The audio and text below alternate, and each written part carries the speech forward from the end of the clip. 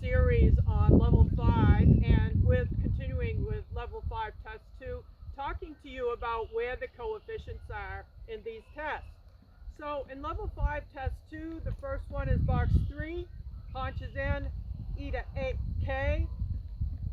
Very important because you come out of the lengthening to E, there's a transition and immediately right into the haunches in and then straighten. And of course the short side after your haunches in is part of that movement. So got to be on the bit, but got to be able to do a transition from brilliant, length and jog, to collection immediately at the letter into the haunches in, which is 4 tracks, a lot of bend, a lot of collection, a lot of power, should not be slow, should have some cadence and still maintain some suspension within the collected jog.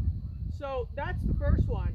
Next one is out of the haunches in, you come into at M, the collected walk transition, and our turn right, you're preparing for the pivot, but they're actually looking at the quality and the rhythm of the walk.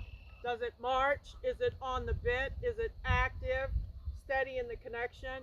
Are you able to make that turn and show bend?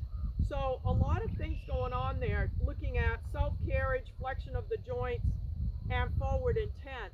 So collected walk is not slow, it's super active. The neck is raised and arched. The horse is on the bit.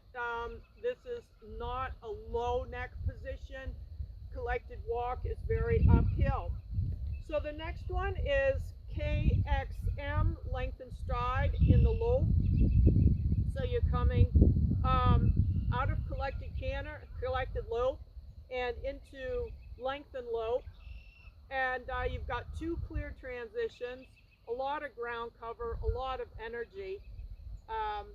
And so that's a ×2. And they're really looking now at level 5 that your horse is no longer flat, that it is lengthening uphill, that it is actually extending through the pool, that it does lift the thoracic, it is engaging. And you want to feel like you're riding a surfboard, that it goes uphill. If you feel like you're lengthening like this, you're in horizontal balance. That's not what we want at level 5. Looking for that uphill balance and 2 very clear transitions. So the last one is HXF, a diagonal change, where they ask for 3 flying changes, 1 near the quarter line, 1 near X, and 1 near the last quarter line. Looking to see that the lope is on the bit, that the horse is straight, that the changes are clean. Changes that the horse trots behind. It drops out of the canter behind, called a drop change or a skip change behind. Those are worse than a 4, because a 4 is when a horse is really late behind, or maybe it's croup high, or maybe it's slightly disobedient. It goes off the bit, opens its mouth, causes problems, but actually doesn't.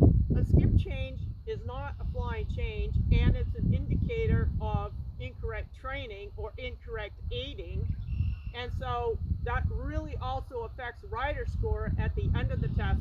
So you need to be prepared if your horse does skip changes or drops the canter lope behind, and then just, gets the other lead.